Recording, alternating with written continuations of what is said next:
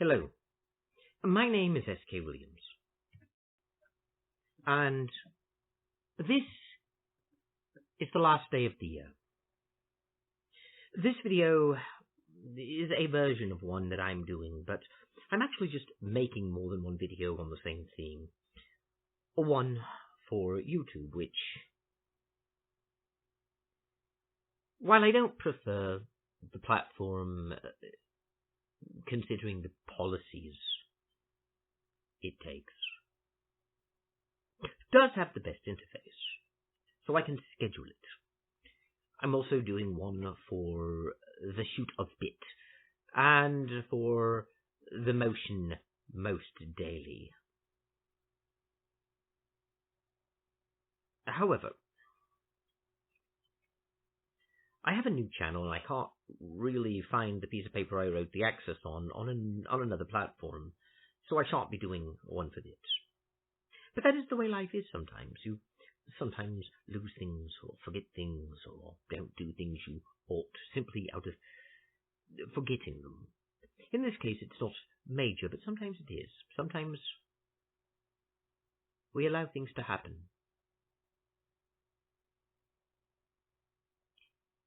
And we regret. And at this time of year, we often look upon the past with regret, but also with a sense of nostalgia. This year, we've seen things coming to a head in our culture, especially visible in entertainment. Entertainment is sometimes dismissed as unimportant.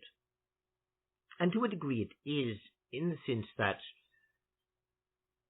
a television show or a movie is simply not as relevant as something such as a real war, but it is a metric for our society, and the media does largely influence how we think. Even in our modern world, when we hate something, if we consume it enough, we could, at least on a subconscious level, develop certain habits of thinking that come from it. Indeed, this is why militant atheism doesn't work, because, for the most part, they simply set them up as the anti-Christianity. And so long as it's not completely deleterious, they simply seem to want to do the opposite of Christian, to find fault with Christianity endlessly. And they never really develop an understanding of Christianity. So what they end up doing is simply being critical. And that's largely what Hollywood did with traditional culture as well. The modern woke movement actually came from the new atheism, funded by a certain man whose name sounds like Joff Eberstone, and others like him, such as Will Fence, or Will Entrance, if you will. Forgive the euphemisms, this is the tube of you after all, and Al Gore and his rhythm must be appeased.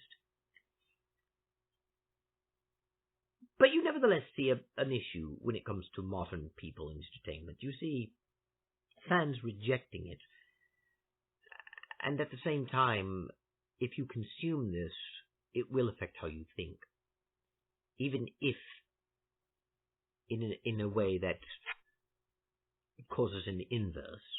There are, of course, some people who it won't affect that way, but it really depends on what you think, how you think about things, and other things you put into your mind. Nevertheless, we have noticed that more and more people are growing tired of the cultural Marxism. People are growing tired of Hollywood pushing the message, as it is being called. And whether you think it's fair or not is irrelevant. The obvious reaction is very real. And while I don't think every criticism is valid, I do think that the criticisms overall are valid. We have developed a society which is anti-Christian, anti-conservative, anti-tradition, to the point where even people who a few years ago would have been seen as liberal and themselves not before the conservatives, even some people who are atheists, are now turning on this because it's gone too far, it's gone chaotic, it's become too much out of line with civilization and values, and people are beginning to realize you can't just tear things down, especially considering those doing the destruction work of our civilization, who claim to be building a better world,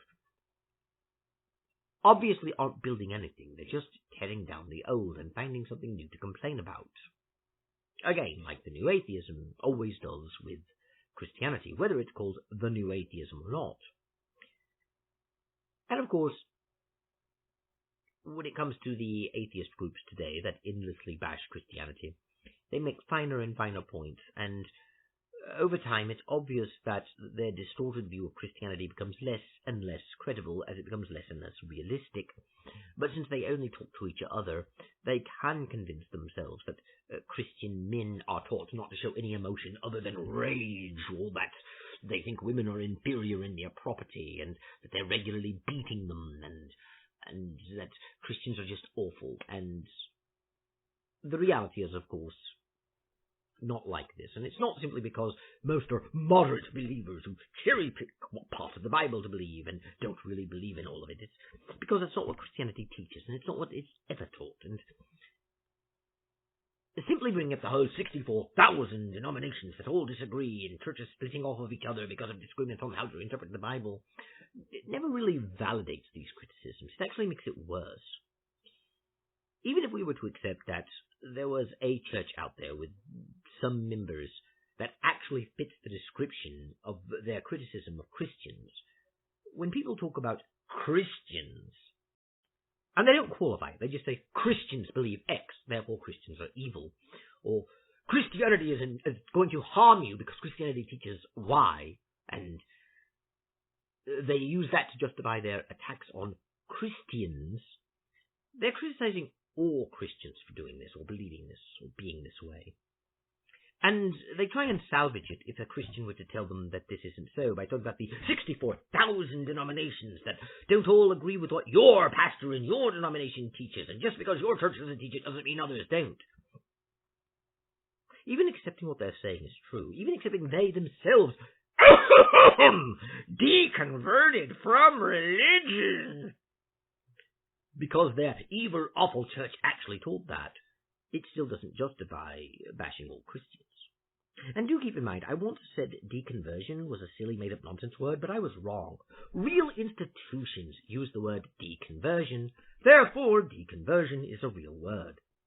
Of course, the word atheist shouldn't exist because, well, it means lack of belief in a God, and we don't have words for other things we lack belief in. There's no one going about calling themselves unicornists.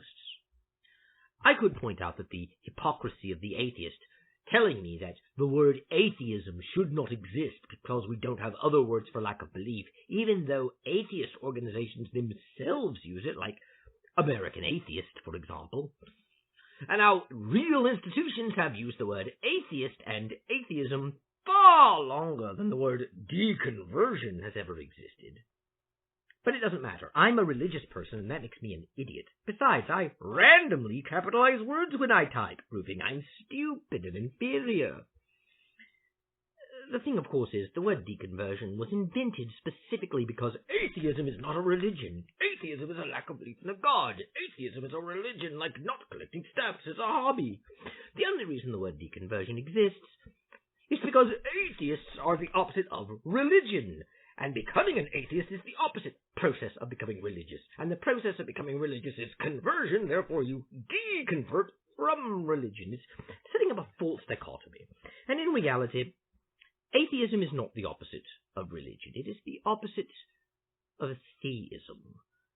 Theism and religion are not the same thing. And while some say theism is inherent to religion and you can't be religious without being a theist, something they would contradict the moment they say communism is a religion, although they try and salvage that by saying they worship the state as a god.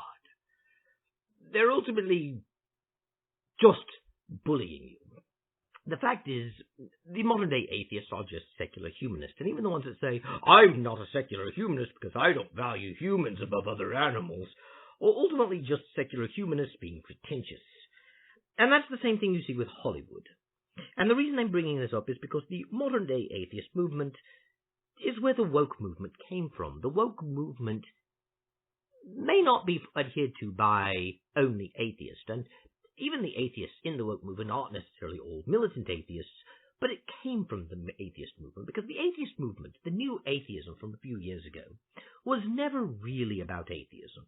It was about tearing down conservatism. It was ultimately a political movement that was critical of George Bush and that used 9/11 to galvanize the population.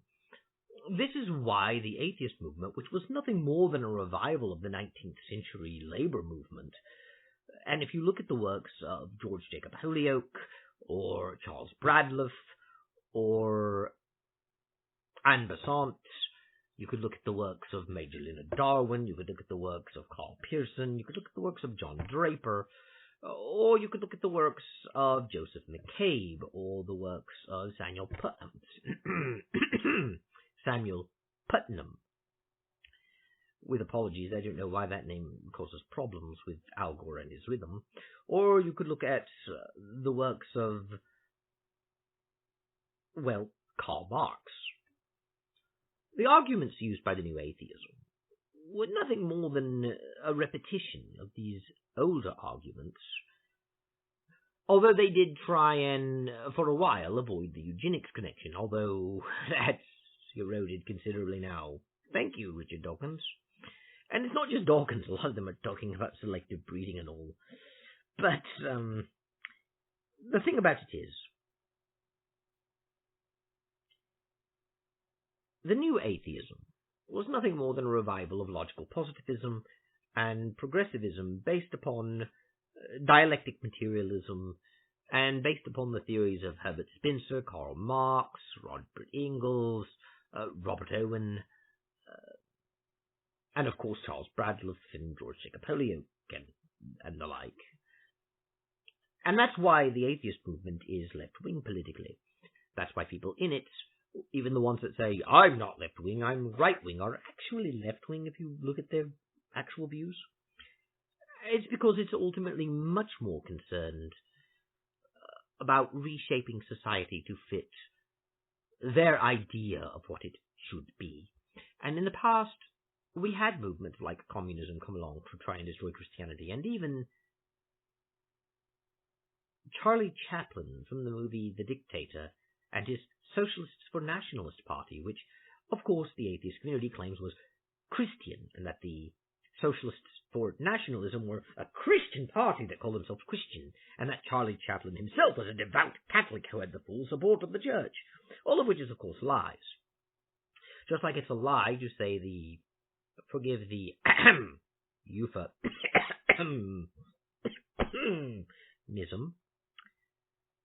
Just like it's a lie to say that the reason Charlie Chaplin hated the elves was because of his deep-rooted Catholicism, and how the Catholic Church officially taught the elves were Jesus killers, and how the elves couldn't be redeemed because of the blood, and how the Protestants agreed, and how Martin Luther was a personal hero of Charlie Chaplin, the devout Catholic, and how Luther was also an anti-elvite, and he wrote a book on the elves and their lies and all that. If you actually bothered to study history, you would learn that there's more nuance to that. And do keep in mind, their claims contradict. They will claim that Charlie Chaplin from the film The Dictator was a devout Catholic. And this would be sometime between 1899-ish, all the way up to 1945, when the Second Great Conflagration occurred. They will claim he was a devout Catholic, while at the same time claiming his personal hero was Martin Luther. Of course, people might point to the modern Vatican putting out a stamp and commemorative coin for Martin Luther, but prior to Vatican II especially, you're not going to find Catholics thinking of Martin Luther as a hero. He was actually called an arch-heretic. And as for Luther, if you actually read on the elves and their lies, you would realize that, quite contrary to the mythology that you're presented by atheists these days, Luther did not view the elves as a race, and he did not think that anyone born with elvish blood could not become Christian. In fact, On the Elves and Their Lies ends with a statement that while certain restrictions, which were bad, by the way, and this is one of the things that the atheist community is also famous for, that modern Hollywood also does, they will say, "Oh, so that makes it okay!" And of course, I'm not saying it makes it okay. I'm simply explaining a historical divergence between their mythology and what actually happened. But they will still reply with, "Oh, so that makes it okay," as if you're trying to justify it. I'm not really trying to justify what I'm about to say, which I have to say in a choppy way already, making it very hard to follow this video. But Martin Luther said if the elves converted to Christianity, they would have all of their restrictions lifted. These restrictions were, of course, very brutal. Couldn't own land, couldn't travel freely, take away their tools, things like that. And I'm not justifying what he said of the restrictions, but I am pointing something out. Martin Luther thought people could cease being elves and become Christian, and he encouraged them to cease being elves and becoming Christian. Charlie Chaplin, from the film The Dictator, believed that the elves were a race, had certain racial traits and features, and that it didn't really matter what their religion was. Certainly the elvish religion was a product of their racial identity. But the racial identity would be there even if the elf were to be a Christian, which is why the elves ended up in the Happy Fun Time summer camps. I know that sounds disrespectful, but keep in mind, I can't say certain words on this platform without the ire of Al Gore falling upon me, for he does not like his rhythm disrupted.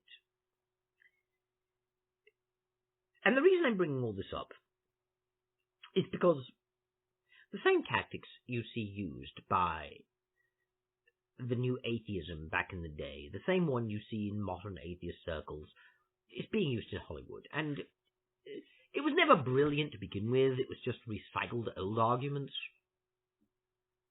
And even standalone, they were never good. But we see a gradual decline in intellectual argument after that. The arguments were never particularly good in the first place, and then they slide into worse and worse, as the fixation of the new atheism was on what it hated. And the reason they hated Christianity was not because they lacked belief in a God due to insufficient evidence and were worried about how delusion was driving people. It was because they saw Christianity as a force for conservatism and conservative politics under the age of Bush, which is also why the new atheism petered out, because the political situation changed. But it nevertheless still persists in militant atheism, the same type that says, "I'm not a militant atheist, I'm not lobbing bombs," and ignoring the fact that militant is a term used to describe aggressive behavior, regardless of if you're actually violent, and the fact that atheists are becoming violent. They shot someone in the head in Arizona, for instance. They've been burning down churches and killing clergy in Europe. The media is complicit in covering this up, just like how they keep claiming the church covers up Child Happy Fun Time. Yes, I apologize for the euphemism. But the point I'm making is a very simple one. The same people behind the new atheism were also behind other social changes, and it did take on a life of its own, and we see the same sorts of arguments and the same sort of intellectual degeneration. In fact, IQ scores have actually been dropping over the last 20 years, so that modern people are less intelligent than previous generations. This is not just because immigrants and test results. The actual IQ of people is dropping.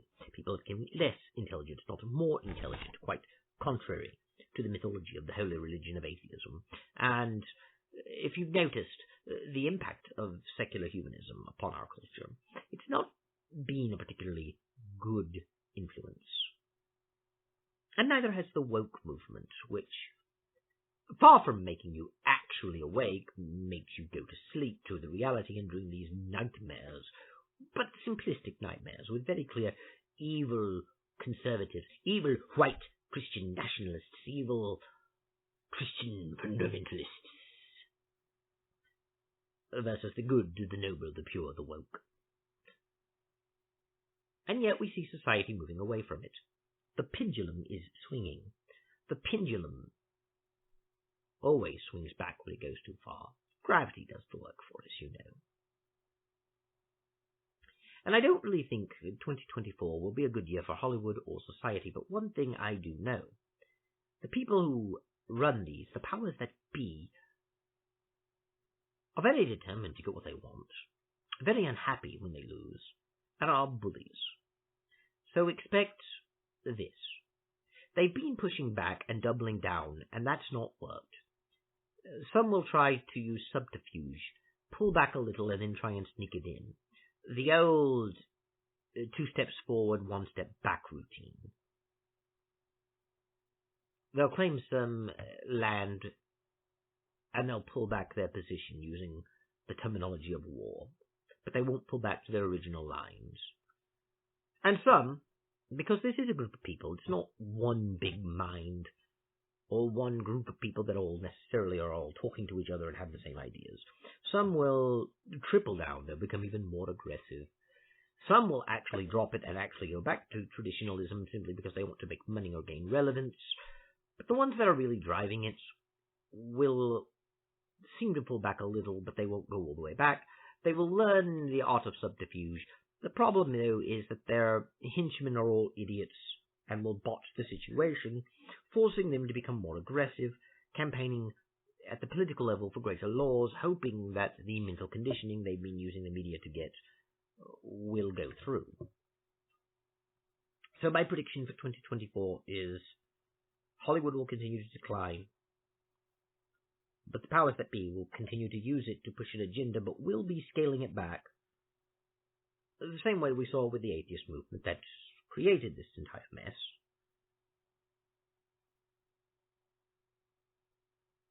And we will see one more thing that alarms me. The vilification of conservatives in general, or people who don't go along with the woke movement, or Christians, will now be used to justify a state of emergency of some sort. This could, of course, go all the way up to declaring martial law, but I don't think it'll go that far. But they will be acting as if it's a state of emergency internally. They'll have the media repeating that it's a state of emergency. We have a rise of factism and socialist for nationalistism and greater anti-Elvinism, even though the left is actually itself anti-Elvinist now, and more race-baiting. It won't work as well on the society, but it will work with certain institutions, certain bureaucracies, certain politicians, and we can get new laws or new policies passed to help them implement things. And that will be the supreme irony, because they will be using people rejecting their narrative as proof that the narrative is true to the right people that, if they play it right, will implement policies helping to attain what they wish to attain. And there is a political goal going on here. They want to create that socialist utopia, which will never happen because their theories don't work. And that is precisely the point. We don't really spend enough time thinking about our failures in the way we should. We sometimes lament them, but we do not truly analyze them. And when it comes to ideologues, they will plow on anyway. And this has been a reflection for the end of the year. I trust that everyone shall have a good new year. And I shall take my leave of you. Thank you. God bless. And goodbye.